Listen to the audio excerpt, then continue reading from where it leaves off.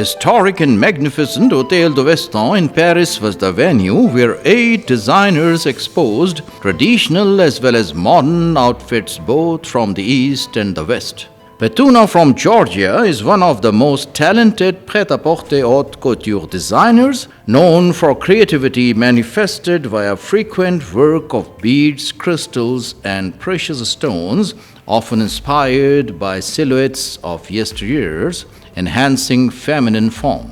Her flowing fabrics fuse with chic approach to draping. Karim Kadid from Algeria presented dark-hued attires embellished with lavish embroidery. His party and bridal dresses mesmerized the ladies and gentlemen in the audience. Anastasia's thrilling couture captivated the attention of the couture aficionados.